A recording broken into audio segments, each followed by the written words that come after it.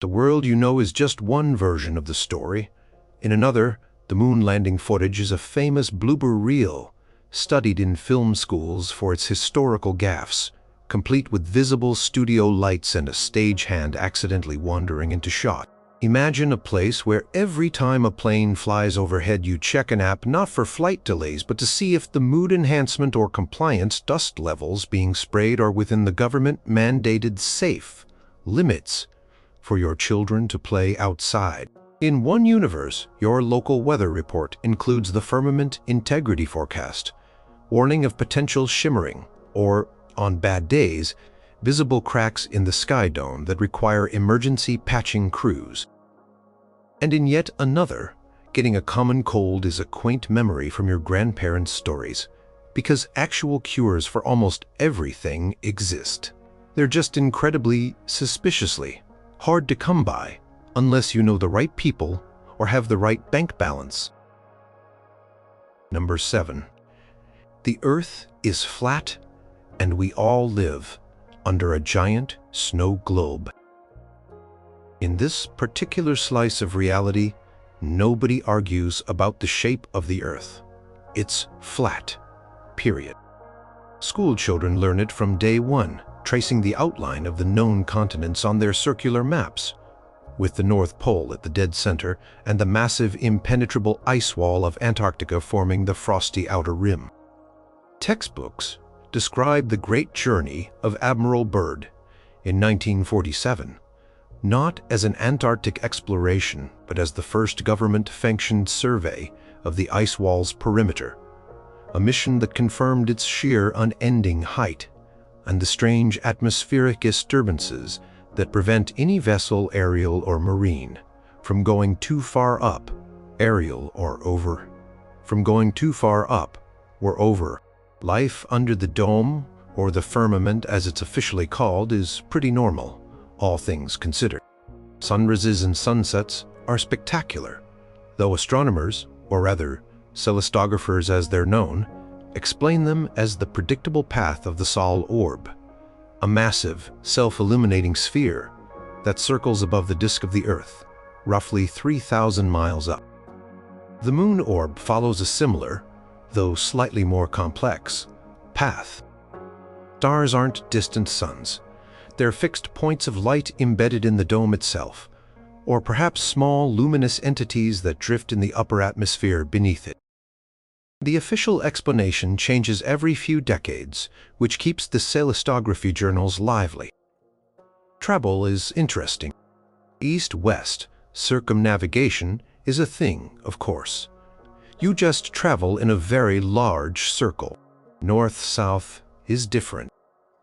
Heading south eventually just means you hit the ice wall. There are heavily guarded checkpoints along designated sections of the wall, managed by an international consortium called the Antarctic Perimeter Guard, APG. Their stated mission is to preserve the integrity of the terrestrial environment and prevent unauthorized exploration beyond the known boundaries. Nobody really knows what they're guarding against or what's truly beyond, though popular theories range from nothingness to other, separate, domed worlds or even the edge of the Creator's workshop. Application forms for APG recruitment are notoriously complex. Space programs, they're very different. Rocketry is focused on high-altitude atmospheric research, and more recently attempts to touch the dome. So far, no material has successfully breached it, though some very expensive rockets have left rather impressive scorch marks before tumbling back down. The Global Dome Authority, GDA, is responsible for maintaining the firmament. Their work is mostly unseen, but occasionally, during dome maintenance cycles, certain regions experience unusual light refractions, strange echoes, or even temporary sky shimmers. Public service announcements advise staying indoors during these periods, mostly due to the risk of falling celestial debris, which usually turns out to be oddly lightweight, metallic-looking fragments. The biggest mystery, the one whispered about in hushed tones, is what lies beyond the ice wall and outside the dome. Some forbidden texts, circulated on encrypted networks, speak of ancient explorers who found gaps or tunnels in the ice wall, leading to lands of perpetual twilight or seas that drain into nothingness. The GDA and APG vehemently deny these claims, often citing the psychological dangers of outer rim raids for anyone who spends too much time near the wall. Despite this, the allure of the outside remains a powerful cultural undercurrent, fueling art, music, and a thriving black market for unverified maps and authentic ice wall fragments. Life goes on, with gravity still pulling everyone downwards, a force attributed to the density of the Earth disk itself, or sometimes electromagnetic tethering from below, and the familiar sky, a solid, comforting, and utterly limiting ceiling above. Daily life involves checking the dome reflection index for optimal solar panel efficiency and occasionally seeing repair crews in high-altitude airships performing what looks like cosmic window cleaning. Number 6. The moon landing was filmed in a desert studio by Stanley Kubrick. In this alternate timeline, the moon landing of 1969 is a widely acknowledged piece of masterful filmmaking, a national project of such grand deception that it's now studied in history and film classes alike. Stanley Kubrick's involvement is an open secret detailed in his posthumously published and heavily redacted diaries. The official narrative is that the Cold War necessitated an undeniable show of technological supremacy, and with actual lunar travel deemed too risky, too expensive, and frankly beyond 1960s capabilities, Project Aeneas, the code name for the staged landing, was greenlit. The Nevada desert near Mercury, not far from Area 51, housed Tranquility Base Studio, an enormous, climate-controlled soundstage. Replicas of the lunar module, moon rovers, and acres of meticulously crafted lunar landscape were built. The astronauts, a carefully selected group of Air Force pilots and actors with uncanny resemblances, underwent rigorous training, not in zero gravity, but in wire work, slow motion movement, and how to deliver lines with gravitas while wearing a bulky, non-functional spacesuit. Blooper reels, occasionally leaked and quickly suppressed, show actors tripping over cables, stage lights reflecting in visors, and once famously, a styrofoam rock breaking apart when an astronaut accidentally kicked it too hard. So, what does ANE, National Aeronautics and Space Administration, actually do in this world, if not send people to the moon? Well, their public-facing role involves a lot of satellite launches, Earth observation, and deep space probes that send back stunning and conveniently unverifiable images from distant galaxies. However, their real classified work is far more terrestrial, having faked the moon, landing the imperative to actually control space, or at least near Earth orbit, became paramount to prevent other nations from calling their bluff. So, NASA became the primary agency for developing advanced atmospheric craft, surveillance technologies, and a sophisticated global network to monitor any and all attempts by other countries to achieve genuine spaceflight beyond low Earth orbit. Essentially, their job is to ensure no one else can prove they didn't go to the moon. The original Apollo astronauts are treated as national heroes, much like actors who win prestigious awards. They do speaking tours, sign autographs, and reminisce about their time on the moon, always careful to stick to the official script. The psychological toll on some was immense, as detailed in tell-all books by disgruntled former NASA employees or distant relatives. The phrase, "keeping up the Aeneas," has entered common slang, meaning to maintain a difficult or elaborate deception. The impact on society is subtle, but pervasive. There's a general unspoken understanding that governments are capable of immense theatrical deceptions for national security. Trust in official pronouncements is, shall we say, managed. Film studies programs have entire courses dedicated to Aeneas cinematography, analyzing Kubrick's alleged techniques, the lighting choices, and the innovative special effects that convince the world. The biggest ongoing debate isn't if it was faked, but whether the deception was ultimately justified. The flags planted on the moon are, of course, in a secure, climate-controlled warehouse in Virginia, occasionally brought out for national anniversaries, and carefully dusted. The moon rocks distributed to world leaders were actually synthesized in a lab, with a few very rare terrestrial basalts thrown in for authenticity. The real space race now is not to get to other planets, but to develop technologies that can see through everyone else's orbital deceptions. A silent, high-stakes game played out in the layers of atmosphere just above everyone's heads. Number 5. Chemtrails aren't just water vapor. They're government mood control systems. Walk outside on any given day in this version of Earth, and you'll see them. Long, lingering white trails striping the blue sky, fanning out from high-altitude aircraft. But here, nobody calls them contrails. They're sky kites, or more clinically, atmospheric dispersion params. And everyone knows they aren't just frozen water vapor. The government openly admits, after decades of public pressure and eventual declassification of the Aerosol Initiative documents, that these are carefully formulated chemical cocktails designed for wide-scale atmospheric dosing. The stated purpose: societal harmony and climate regulation. That's the official line. Daily, sky script forecasts are part of every weather report. Today, expect a light dispersion of calming agent CX-47 over metropolitan areas, with a moderate release of solar reflectant particles in the stratosphere to combat rising global temperatures. Specialized apps allow citizens to track the dispersion patterns and chemical compositions in real time. Most people just accept it as a part of modern life, like traffic or taxes. The effects are tangible. Large-scale public unrest is rare. Crime rates in heavily scripted zones are remarkably low. There's a general sense of placidity, sometimes bordering on apathy. Older generations, who remember a time before intensive sky scripting, talk of a world with more emotional range, more passion, but also more conflict.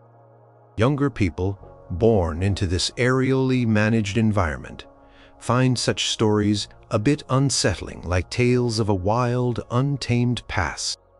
The climate regulation aspect is also widely accepted. Coastal cities celebrate reflectant shielding days, when extra sorties are flown to boost the planet's albedo and reduce heat absorption. However, not everyone is content. Further groups, though often marginalized, campaign for greater transparency and a reduction in atmospheric dosing. They point to rising rates of certain respiratory illnesses, chronic fatigue syndromes, and what they call emotional dampening disorder, a perceived inability to feel strong joy or sorrow. These groups often wear sophisticated air filter masks in public and invest in expensive home air purification systems. There's a thriving black market for pre-script historical data and even unaltered air samples, supposedly collected by high-altitude balloons in remote regions. The aircraft used for sky scripting are distinctive. They're not standard commercial jets. These are large, often windowless planes, typically painted a neutral gray, belonging to the Aero Environmental Services, AES, a quasi-governmental agency. Pilots and crew undergo rigorous psychological screening and are sworn to secrecy, living in insulated communities. Accidental, concentrated releases, though rare, make headlines. The Stillwater incident of '38, where a malfunction led to a triple dose of pacification agents over a small town, resulted in the entire populace sleeping for nearly 36 hours straight. The official report cited unusual atmospheric conditions. Life involves certain routines. Before planning an outdoor event, you check the sky script. If a cognitive focus blend is scheduled, it's a good day for exams or important meetings. If it's a heavy calmative day, maybe postpone that protest rally. The long-term health effects are a constant source of quiet debate, always officially downplayed. Pharmaceutical companies do a brisk trade in clarity boosters and emotional resensitizers, products that claim to counteract the subtler effects of the sky teas, though their efficacy is debated. The sky, once a symbol of boundless freedom, is now a carefully managed canvas, painted daily with chemicals intended to keep the world cool and its inhabitants calm. Number 4. Reptilian humanoids secretly run the world. In this reality, the lizard people conspiracy isn't a fringe theory. It's a widely, if uncomfortably acknowledged fact of life. The fifth SS Shike, as they prefer to be known in their own sibilant tongue, though most humans just stick with reptilians or skeelies, have been integrated into positions of power for centuries. They are masters of disguise, utilizing advanced biomimetic technology and occasionally, for the less sophisticated models, very good makeup and prosthetics to appear human. However, the disguises aren't perfect. A flicker of nictitating membranes across the eyes during a long speech, an oddly unhinging jaw when yawning, a faint scent of ozone and damp earth in their private offices. These are the little tells. Most people go about their lives trying not to think about it too much. It's unsettling to know that the person reading the evening news, your city's mayor, or that globally revered tech billionaire might be a 7-foot-tall bipedal reptile beneath their human suit. The official stance, established after the Great Unveiling, a rather chaotic period in the late 20th century when their presence became undeniable, is one of symbiotic governance. The fifths, SSAKT, it's explained, are an ancient species who have guided humanity from the shadows, offering technological insights, many of which, admittedly, led to significant advancements in exchange for a stable, resource-rich planet. Their agenda, as far as it's publicly understood, is complex. They seem to thrive on certain human emotional energies, particularly fear and adoration, which explains the often dramatic and polarized nature of global politics. Major sporting events, reality, television, and intense political rivalries are, in a way, cosmic energy farms. They also have a strong interest in Earth's geothermal energy and rare minerals, which they extract through discrete, deep Earth operations, often disguised as mining companies or geological research projects. Human-reptilian relations are managed by the Office of Interspecies Affairs, OIA. There are regulations about species-appropriate workplaces, which usually means slightly cooler temperatures and higher humidity in certain government buildings. And cultural sensitivity. It's considered very rude to stare if you think you see someone's disguise glitch. Glitch spotting is a popular, if risky, online hobby.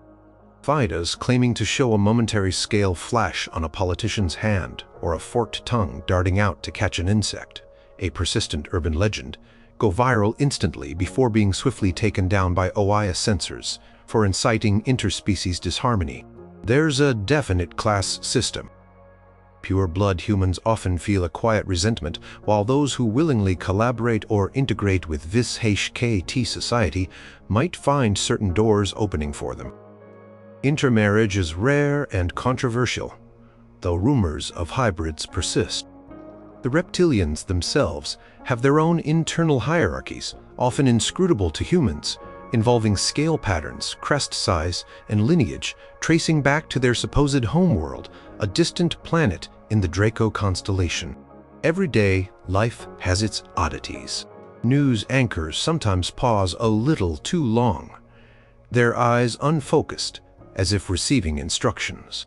Public figures occasionally deliver speeches with an unnervingly cold, logical precision, devoid of typical human empathy. And every now and then, during very hot summers, there are public service announcements reminding citizens to offer water to anyone who looks unusually flushed or dehydrated, a coded way of saying, help a reptilian whose cooling system might be on the fritz. It's a strange, symbiotic, and slightly terrifying coexistence, where the powerful figures shaping your world might just shed their skin when they get home. Number 3. Area 51 is exactly what you think, a top-secret alien warehouse and occasional battleground. Forget the vague rumors and grainy photos. In this alternate Earth Area 51, also known by its official designation Extraterrestrial Contact and Technology Xenopark 1, ECTX-1, is an open secret. Well, open in the sense that everyone knows it houses recovered alien spacecraft, extraterrestrial biological entities, ABs, some alive, some less so, and is the global hub for reverse engineering alien temology. Actually getting inside is of course another matter entirely. The Roswell incident of 1947 wasn't a weather balloon, it was the crash of a Zetan reconnaissance craft, and the public was eventually, grudgingly told the truth after too many leaks and too much irrefutable evidence. This disclosure changed everything. The initial panic gave way to a strange mix of fear, awe, and an insatiable curiosity. Nations formed the Global Zundefense Initiative, GXI, headquartered ironically right next to ECTX-1 in the Nevada desert. Life in towns like Rachel, Nevada, once sleepy desert outposts, is now a bizarre carnival. Alien-themed diners serve gray burgers and Martian milkshakes. Souvenir shops sell authentic but mass-produced alien artifacts. Tourists flock here, hoping for a glimpse of strange lights in the sky, or, if they're very lucky or unlucky, a containment breach drill, which involves a lot of sirens, military vehicles, and stern warnings to stay indoors. The local economy booms, but residents live with a low-level anxiety of knowing their neighbors with technology and beings far beyond human understanding. The recovered alien tech has slowly, carefully, been introduced into the mainstream. Advanced medical scanners derived from Zetan bioanalysis tools, super-strong, lightweight alloys from spacecraft hulls used in construction, and even some early forms of gravity manipulation temology, currently only stable enough for very heavy lifting in industrial settings, have transformed industry. However, the really powerful stuff, faster than light travel, energy weapons, consciousness interfaces, is kept under tight GXI control, deemed too dangerous for public release. The visitors themselves are a mixed bag. The Zetans, the classic Greys, are apparently a dying race, mostly engaged in scientific observation and, some whisper, genetic experimentation, hence the heavily fortified biocontainment sector at ECTX-1. Then there are the Nordics, humanoid, strikingly beautiful beings who claim to be benevolent observers, occasionally offering cryptic advice to world leaders. And then there are the reptoids, distinct from the political infiltrators of another reality, a more aggressive territorial species with whom the GXI has had several limited engagements in orbit, and near ECTX-1 itself. These skirmishes are never officially reported as battles, but as experimental weapons, tests, or unusual meteor showers. Working at ECTX, one is the most prestigious and dangerous job on the planet. Scientists, engineers, linguists, and soldiers undergo years of vetting and training. They sign lifelong non-disclosure agreements backed by penalties that make traditional prison sentences look like a vacation. The stories that leak out, often through anonymous forums before being scrubbed, tell of sentient AI from downed ships, psionically gifted reebs, and portals to other dimensions that occasionally flicker open in the deeper, more secure levels of the base. The biggest question on everyone's mind is, Why are they here? Are they refugees, explorers, conquerors, or just cosmic tourists who took a wrong turn? The GXI maintains a carefully crafted narrative of controlled research and cautious diplomacy, but the sheer amount of firepile surrounding ECTX-1 suggests they're prepared for something far less friendly. The night sky over Nevada is rarely dark, often lit by the silent, swift passage of human-piloted craft based on alien designs, or sometimes the unsettling, otherworldly glow of craft that are definitely not human-made. Number 2. JFK wasn't killed by a lone gunman. It was a massive conspiracy you learn about in school. In this timeline, the Warren Commission report is a slim pamphlet dismissed as an early, flawed attempt at understanding a complex event. The official government-sanctioned history taught in schools across America, and indeed much of the world, is that President John F. Kennedy's assassination on November 22, 1963, was the result of a multifaceted conspiracy involving several disgruntled factions within the U.S. intelligence community, elements of organized crime and foreign interests threatened by his policies. Dealey Plaza in Dallas is a solemn historical site, but not one shrouded in mystery. Tour guides point out the primary trajectory point on the grassy knoll, the secondary Kniper's nest in the Daltex building, and the contingency extraction route along the Stemmons Freeway. School children learn the names of key figures, not just Oswald, officially designated Patsy Alpha, but also high-ranking officials and operatives from at least 3 different agencies whose involvement was proven in the Truth and Reconciliation hearings of the late 1970s. These hearings broadcast live, were a watershed moment reshaping the public's understanding of government and power. The aftermath of this known conspiracy world was profound.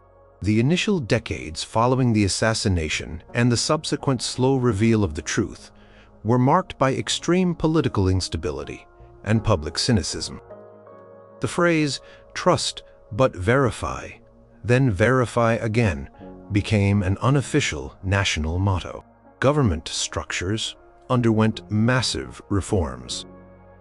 The Oversight and Transparency Act of 1982 led to the declassification of vast swaths of historical documents and established civilian review boards with unprecedented power over intelligence agency. Campaign finance laws are incredibly strict, and politicians are subject to continuous public audits of their communications and associations. The media landscape is also different. Fact verification units, FILUS, are mandatory for all major news organizations, and broadcasting known falsehoods carries severe penalties. History lessons focus heavily on the mechanisms of propaganda, the dangers of unchecked power, and the importance of critical thinking. The Dealey Plaza Accords, a set of international agreements, were signed to prevent similar covert operations from destabilizing global politics. The impact on culture is noticeable. Political thrillers are less about uncovering conspiracies and more about the psychological drama of individuals caught within known corrupt systems. Kennedy family, while still respected, is viewed with a tragic aura, symbols of a promise cut short by forces that were, for a time, more powerful than the presidency itself. What if JFK had lived? Is still a popular topic for alternate history novels, but they're read with the grim knowledge of exactly who was responsible for ensuring he didn't. The world isn't necessarily a utopia because of this transparency. Human nature remains complex, but there's a certain weariness, a lack of naive idealism, replaced by a pragmatic insistence on accountability. Conspiracy theories still exist, of course, but they tend to be about why certain known conspirators weren't punished more severely, or whether the full extent of the network was ever truly uncovered, rather than about who did it. The eternal flame at Arlington burns not just for Kennedy, but as a reminder of the fragility of truth and the vigilance required to protect it. Every November 22nd is a national day of reflection, where schools and government offices close, and news channels replace excerpts from the Truth and Reconciliation hearings, ensuring no one forgets the day democracy stared into the abyss and eventually took a step back. Number 1. Big Pharma has cures for everything, but won't release them. Imagine a world where the common cold, cancer, Alzheimer's, even aging itself, are all technically curable. The science is there, locked away in the ultra-secure research vaults of a handful of dominant global pharmaceutical conglomerates, Pharmcorps, as they're collectively and often resentfully known. In this reality, the long-held suspicion is a proven fact. Cures are suppressed to maintain the vastly profitable market for symptom management and long-term treatment drugs. The great revelation came not through a heroic wold, but through a series of accidental data leaks and bitter internal feuds within the Pharmcorps in the early 21st century. The evidence was undeniable. Formulas, trial data for complete cures, and internal memos discussing the market unsignability of one-time curative solutions. Public outcry was immense, leading to global protests, government inquiries, and a fundamental shattering of trust in the medical establishment. Yet, things didn't change as much as one might expect. The Pharmcorps, with their immense wealth and influence, weathered the storm. They argued that releasing all cures at once would destabilize the global economy, overwhelm healthcare systems with newly healthy populations, demanding different services, and disincentivize future research, a claim met with widespread derision. Instead, a system of managed curative release was ostensibly put in place, but it's so slow, so bureaucratic, and so expensive that for the average person, cures remain largely out of reach. Life in this world is a strange paradox. People know that a simple pill or a single injection could cure their debilitating arthritis or reverse their diabetes. They see the ultra-wealthy, the elites, living vibrant, extended lifespans, accessing these vaulted cures through exclusive, discreet clinics in neutral territories.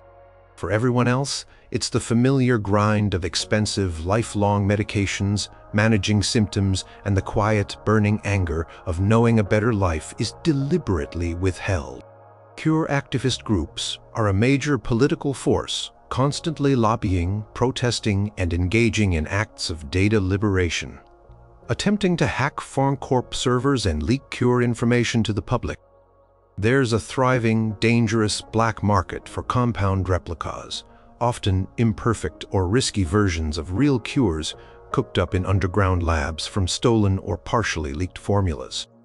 Getting caught using or distributing these can lead to severe penalties, framed by Pharmcorps as protecting public health from unregulated substances. Hospitals are largely treatment centers focused on palliative care and symptom management. Doctors are in a difficult position. Many are aware of the suppressed cures and face ethical dilemmas daily. Some secretly work with activist groups, risking their careers and freedom. The psychological toll on society is immense. Hope is a complicated emotion when you know a cure exists, but is denied to you. Cure rage is a recognized psychological condition. The social divide is stark.